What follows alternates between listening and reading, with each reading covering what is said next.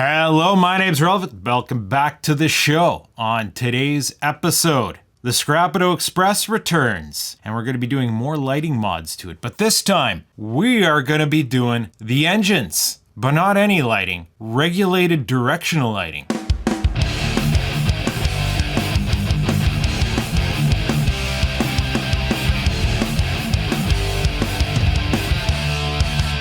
This is my Scrapido Express flagship engine set. It is an Athearn F7 Superdrive, I do believe. And it's funny because I got these from an eBay seller. I do believe it was an estate. Someone who really liked doing up custom trains because as far as I know, Athearn never made F7s in this particular liver before. In fact, if you look very carefully at this train, I'm not sure if it's going to show up on camera, you can see it says Amtrak underneath the paint. They repainted an Amtrak. Now I've done some upgrades or side grades to this for those who are curious. The F7 Superdrive has this on it. I actually pulled one of these black motors out of an older unit and fit it in here because these guys, they're not as efficient. They suck back more current, but they're faster. And that's what I like. It gives this loco passenger gearing compared to the typical gold colored motors that Athearn uses. Also pulled off some other old engines I got. We got the black wheels. Oh yeah, these guys, they got traction. Apparently they're no good for DCC. They'll screw up a DCC controller, so that's why people switch to the nickel silver. But if you're just running DC, this engine pulls. And you probably noticed I took it out of the B unit. The fact of the matter is, if you're not familiar with Athearn, the A unit and B unit, whether they're dummy or powered, or at least in my case, they have the same frames. They just kind of put inactive trucks in it, don't load up the rest of the stuff. So I could take these two shells and flop them around. If I want a dummy B unit for another consist, boom. But actually what I've been doing for the Scrapido is I've been powering it with the B unit. The B unit does the work. The A unit's the dummy getting pushed along the track. And I do that so that I can put custom lighting into the A unit. And that's what I'm expanding on here. I'm going to continue the trend, powering it with the B unit and just doing some really nice lighting in the A unit. Now, if you have a dummy Athearn, chances are they come with trucks that are extremely similar to the drive trucks. They're just missing the drive wheels and the gears and all that. But they still have the metal inner frames here that if you stick some metal wheel sets in it, you'll be able to conduct electricity. And then if you just solder to the trucks, you can get power.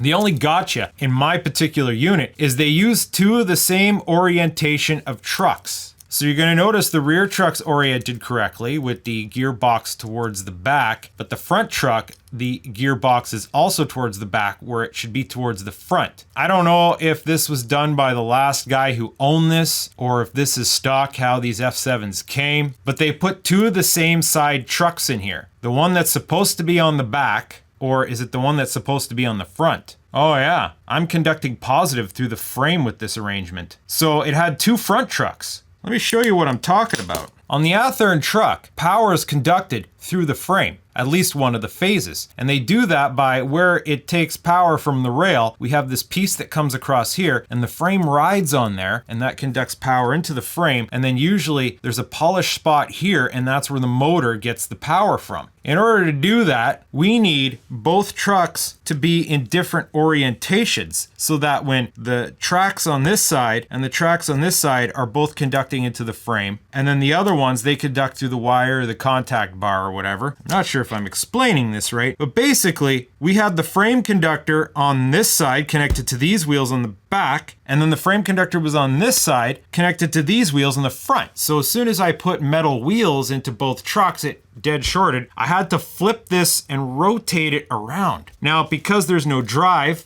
it works fine. It pivots on exact center, so it makes no difference. It rides just fine. But that's a little hack that I had to do. As a consequence, I ended up with a positively charged frame. Normally, how these Athearns are set up is when they're going in the forward orientation, we have negative phase on the frame, and then positive is going through the contact bar. Here it's in opposition. So the mod that I did to this guy, especially when it was a dummy B unit, was I put some basic lighting in here with an LED, and it was initially beamed topwards. and I put some, you know, reflective stuff in there so that when this B unit was rolling down the track, we got a nice glow through the windows. Because I would assume these are cabs that have an engine in them, and there's gonna be lighting in there. You'd probably see a bit of lighting through those lights. But what I did was when I made it the A unit is I just kind of bent the LED forward to kind of shine out the front, and then boom, that was my lighting. Problem is, it's so far back, I need to get it forward. I need to get it out this headlight. So that's what I'm going to be doing today. However, I want a dual configuration. I want directional lighting. I want it so that when this guy's going forward, we have a wicked headlight and a little bit of cab light. So I'm going to be putting 2 LEDs in here. But if it's going backwards, or I use it as a slave unit and it's being pulled backwards, we only get cab light and we don't get headlight. So that's going to be semi-directional lighting, and in which we're going to have a headlight going forward, but we're just going to have cab light regardless of direction. Now, traditionally how directional lighting is done, we have our track power coming in here. We got 2 light bulbs, the old incandescent light bulbs, and then we have a couple of diodes. And if you're not familiar, diodes are one-way valves for electricity. So the orientation with pointing this way means positive can flow this way, which means positive would flow this way, or negative can flow this way. I know that's not exactly how electricity works, but for layman's explanations, this is how we're going to describe it. So if we charge this track positive, the power flows this way, but this gets blocked here. And consequently, if we make this track negative, the power could flow this way, but it gets blocked this way, and that's how we get our directional lighting. Now, we don't do this anymore because those old incandescent light bulbs kind of suck. We use LEDs now. Directional lighting with LEDs is so simple, there's no excuse not to do it. Even the most bargain basement beginner locomotive should have directional lighting on it now. We have our track power. We have a bias resistor because these guys can't run off 12 to 14 volts. So we need to drop that voltage. I usually start with 560 ohms on a 14 volt typical system. Depending on your setup, you could do 470 or down to 330 depending on how bright and the tolerance of the LED. But LED means light emitting diode. Diode, one-way valve, which means they have a fixed polarity. The positive side is the side with the triangle on top. So that means when we positively charge this track, the power flows this way but can't go this way. When we negatively charge this side, the power goes this way, can't flow that way, and we get directional lighting. Because only one LED is operational at one time, we only need one bias resistor between the two of them, whereas if you were running 2 LEDs at the same time, you would have to do this arrangement differently, especially if you're using quarter watts. You generally are gonna want one resistor for every maybe 2-3 LEDs max, but that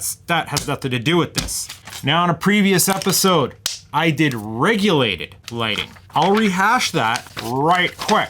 We have our DC power coming in from the track, and regardless of the phase and regardless of the direction, we use something called a bridge rectifier, a diode bridge, to correct that. No matter what phase is coming in, positive will come out here, negative will come out here. We use that to charge up a capacitor, which prevents our blinking and flashing and flickering and flicking.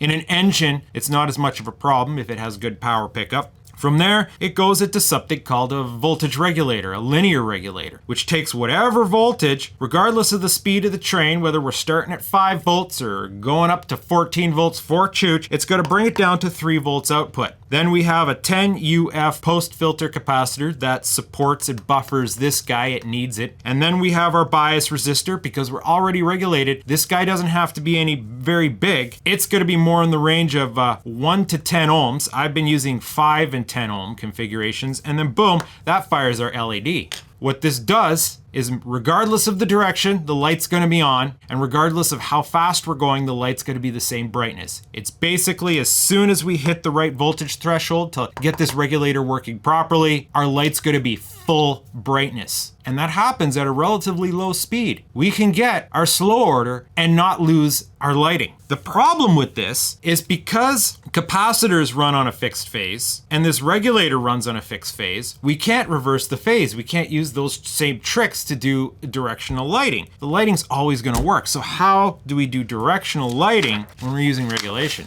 Well, we bring in a little buddy, these guys right here. And what are those guys? Those are transistors. Now, transistors are fussy little devices that, granted, you have to be more mindful of the part numbers that you use, provided, you know, you're actually getting them to do fancy things. But for basic switching, the possibilities are endless. Possibilities are endless, as in what part number we can use, whatever is common part numbers. 2N22222222222, everyone's heard of that one. The 2N4401, the 2N3904, I spelled it with 2 9s, or the MPSA06. Those are some common ones that should be easy to find, and they will do the job. The only catch is they switch specifically negative. So we have our power coming in from our regulation. That's gonna be at this point right here. And what it's gonna do is the negative rail is gonna go into one of these transistors. Pin 1. On these transistors, pin 1 is always the input. Pin 2 is our gate or our control. Pin 3 is output. And then boom, pin 3 goes to the negative of the LED. Somewhere up here we have the resistor. You can put the resistor at various positions. You can put it here, you can put it here. As long as that's in the loop somewhere, it's gonna work. This has to be importantly phased. Now, the thing with the transistor is it's actively controlled. It's not a case of, oh, it's gonna be off until we put something on the gate. No, we have to tell the transistor what to do. If we don't put anything on the gate, we leave it floating, it's gonna run in kind of a pseudo half state, which is gonna make it work as a resistor, and then depending on the load it can burn up. We have to tell it what to do. And we do that by putting either positive or negative to it. The NPN transistors, the negative transistors that I showed you, they're switched on by positivity and off by negativity. So, assuming we go all the way, skip all the way over here to track power. This is all the way on the very input of everything, and say this rail here is the one that's positive when the train is going forward. We simply tap power off of it, put that onto the gate of the transistor, and the transistor will turn on when the train is going forward. But then, when we reverse direction or turn the train around, and this goes negative, it's going to tell the transistor to turn off. It's just that easy. The only catch is we have to add another resistor here. Typically, it's somewhere in the 1K minimum up to 10K range. That acts as a buffer. Transistors are kind of dumb. If we just willy-nilly hook this up to power, it's going to try to pull power from the gate. So we have to put a resistor here to restrict the amount of power that touches the gate so power flows the way it's supposed to from the input to output. If you don't put this resistor, this guy's gonna fry. So all we have to do, if we want full directional lighting, is duplicate this, but connect the other circuit to the other track for our reverse LED, and then there you go. Alternately, there is PNP transistors out there. Those are the same thing, but the opposite, they switch positive. 2 part numbers off the top of my head, 2N4403 or the MSP-A56. This is the one that I keep in stock for general purpose use, and they work very similar. Much of the same way. Pin 1's input, pin 2 is control, pin 3 is output. They're just switching the positive instead of the negative, but their control signals also the opposite. They're turned on by negativity and off by positivity. So we would hook it up pretty much identically, except we'd put it on the other track. We'd put it on the track that's negative when the train's going forward if we want a forward light. Now, the reason why I'm bringing this up, normally you just stick with the NPN because they're the common ones. You just Google friggin', oh, I want a transistor, I just want a basic transistor. Chances are you're gonna end up with an NPN. I'm gonna be doing this PNP only because NPNs are extremely common. I've used up a lot of them in other circuits. I have a surplus of PNP transistors. So this is the schematic that I'm going to be using for this. We have track power coming in here. It goes to the bridge rectifier. Here is a graphical representation of what the bridge rectifier is. 4 diodes internally, taking the whatever phase and routing it to where it has to go. We have positive output, negative output, filtering capacitor. There's the regulator. There's the post filter capacitor. There is our cab light that's always going to be running. And then there is our directional light. PNP transistor switched on by negative. As mentioned, because my logo's funny, we have a positive frame when it's going forward. So negative is going to be from here. And then that is going to fire this. And it will work quite simply like this. As you can see, you got the 2 LEDs working here on the breadboard. But if I change the phase, oh, that one doesn't want to turn on. That one does turn on. Because of how effective this is, it takes a while for that to turn off. Let's send the loco forward again. Oh, we got both. Breadboard prototype. Oh. So real quick, I need to gut this out of here. I've already modified on this, quite embarrassingly so. In what can be described as the sloppiest work I've ever done on any loco. I had an idea to put lighting into this, and I just got excited and I just hammered it out as fast as possible. It just basically has the situation where we got track power coming in, we have a diode for reverse polarity protection, we have our filter cap so that it didn't blink. Only one truck is really getting power here, so it blinked a bit. And then we have our dropping resistor and our LED. You need this because if you run a capacitor does not like being reverse voltaged. Trust me, I know. I did one of these exact circuits without the diode and it blew the capacitor. So now I just gotta, oh yeah, it's good that I use non-permanent glue. So yeah, I drilled and tapped some holes to mount that in there. And this didn't turn out well, and that screw actually broke off, and I'm hoping I can get it out. And, I really made a mess down here when I was trying to file the access off the bottom. So, yeah, embarrassing work I did that day. I need to make these holes larger to fit 632. The material that these frames is made out of is weird. It's not hard. It's actually pretty soft.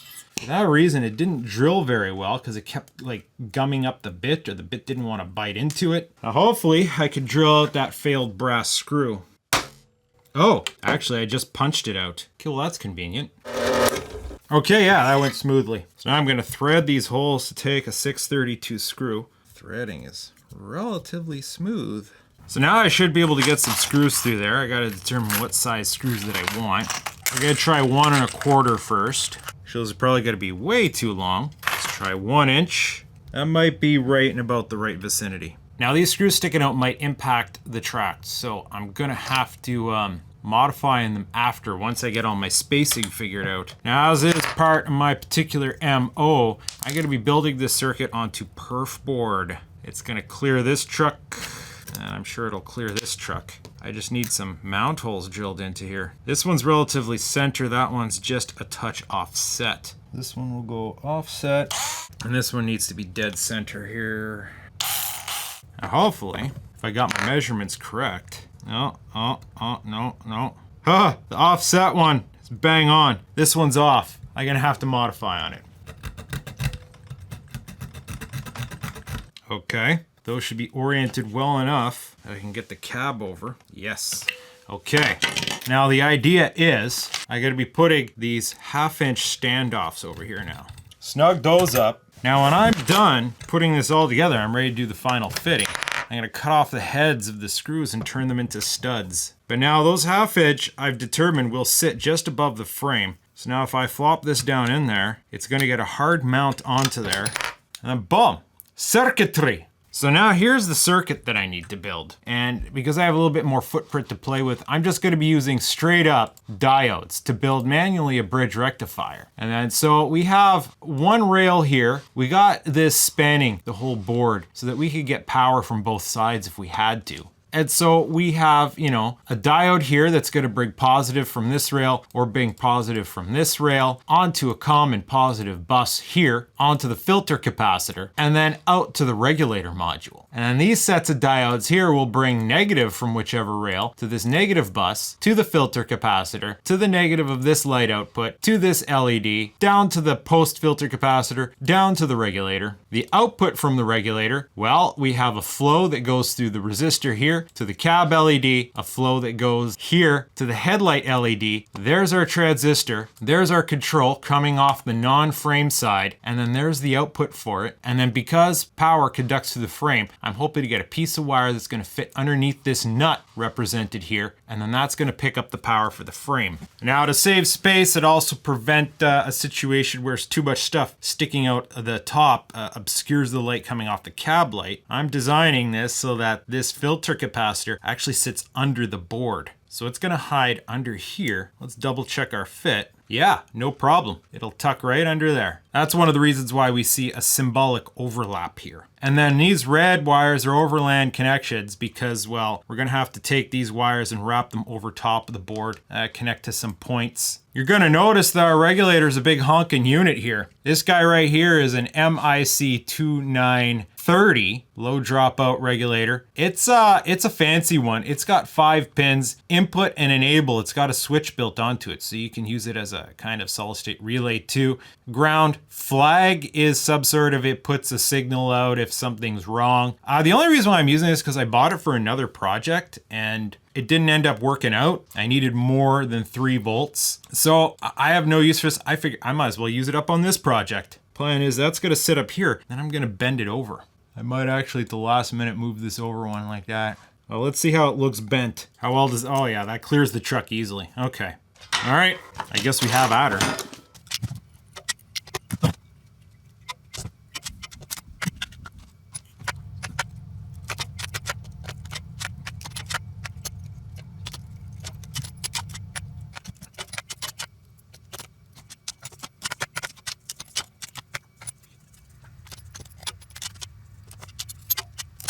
So one wild card is you're gonna notice I have this connector here. And what is that connector?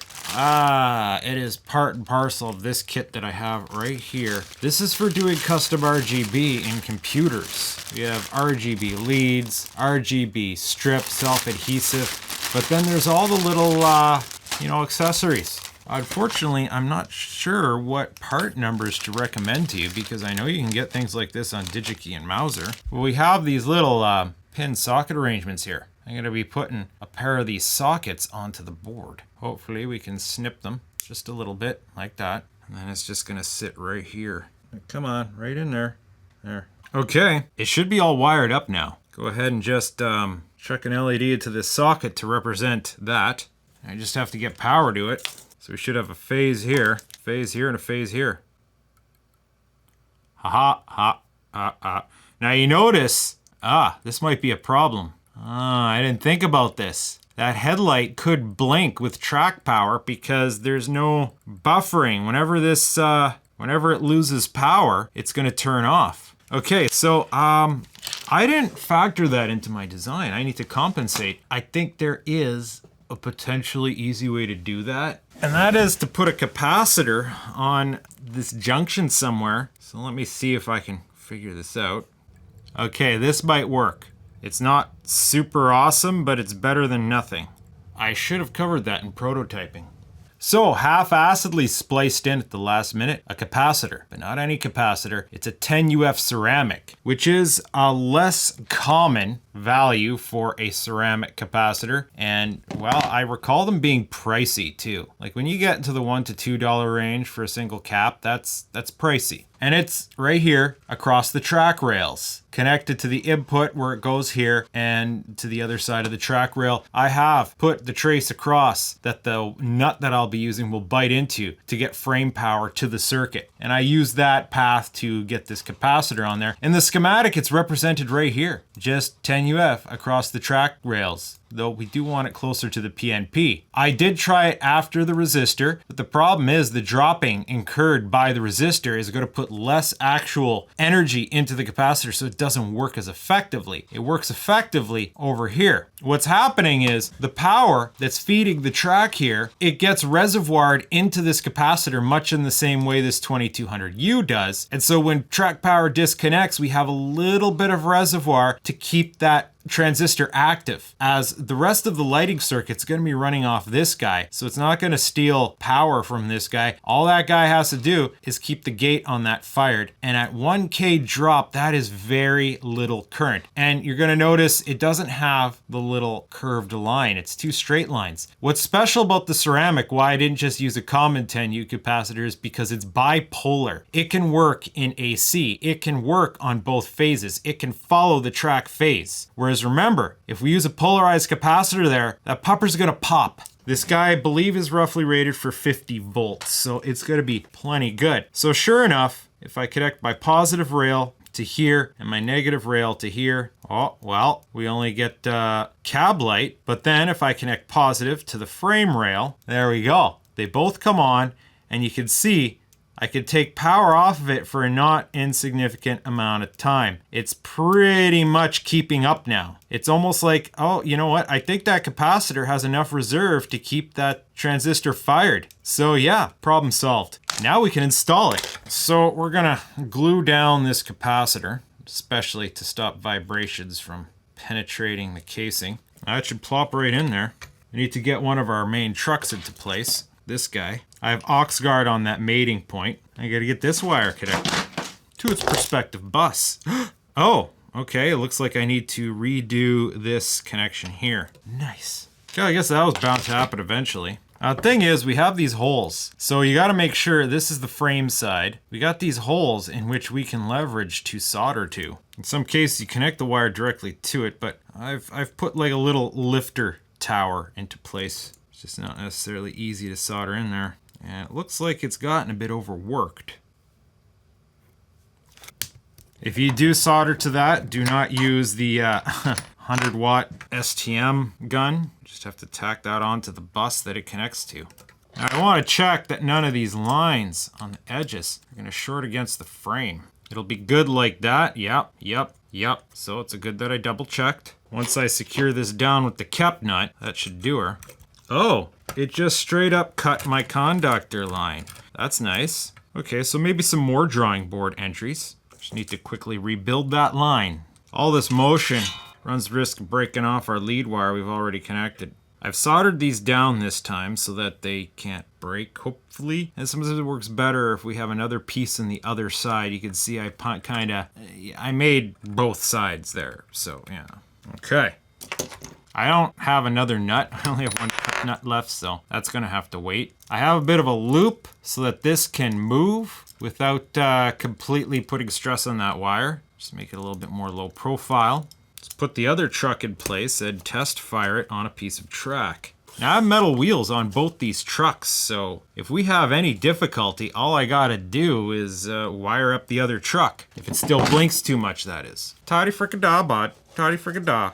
It'd be tragic if I got the forward orientation wrong. Yeah, only cab lighting one way, and both lighting the other way.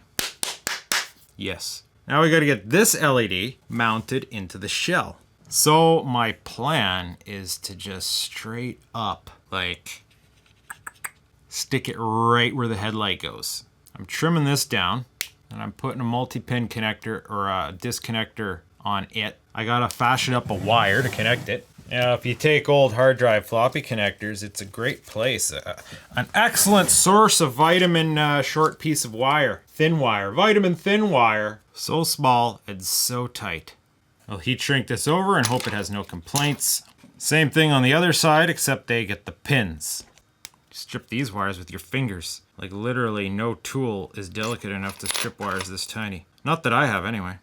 Now part of the purpose of this extension cord is so that I could disconnect the LED in here and then have a floating shell if I want to throw it on a drive unit. Tease is the hole on here is almost as big as the LED. It's almost like you wish you could just pull the lens out and stick the LED through instead. Oh, can you? Oh, it's just a bit too small, bud.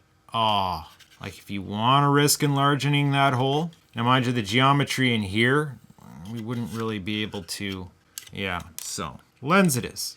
Now this flat side, the flat side of the LED, I'm gonna put it on the bottom here. The LED can sit nice. Now it's just a case of gluing it in there without it moving on us. Use a little screwdriver to spread it around a bit. Oh, it's moving. It's moving. Okay. Let's make sure get the LED position the way we want it. Oh, come on, man. This is freezing spray. It's common in soldering, but it will make quick work of hot glue. Now we just need our diffusion, because that LED can bounce up as much as it wants. If it has nothing to bounce against, it's going to be pretty useless. Same old foil tape. Line up, figure out where that cab LED is. Cab LED is roughly like right here. Get that down in there. Now I'm also going to stick some on the sides, because what I want to have happen is the light bounces all around, hits the sides, comes out those portholes. Kind of mapped out where the portholes are going to be. I guess I could have just taped around them. Oh, I got my measurements wrong. That's nice. Oh, we're getting half-arsed here, bud. These are the parts of I'm not that good at. So now I just have mad splattering reflections in there. Yeah, but we're just going to finish it off with the parchment paper to get the diffusion layer in place. Haha. Okay. Now we get to finally put this together and see what happens. Get a piece of track in place. Let us plug this in, see what happens. Let us charge the track. Nothing on the front LED, but then we're pointed the wrong way. Still nothing on the front LED. So turn this around and now we have front LED. Oh yeah. Let us show ya. Now that's proper a frickin' headlight, bud. Like actually, that's an actual headlight. And the cab lighting is subtle. I wish I wasn't missing windows. I should probably sort that out at some point. But this guy is finished. Oh yeah, oh yeah. I'm gonna go upstairs now and see how it looks. You're gonna tune in for the next one when I do the lighting on my last few cars, the colored cars, the ones that have blue light in them. Either way, stay tuned. Chooch, chooch, chooch, chooch, chooch, chooch, chooch, woo woo.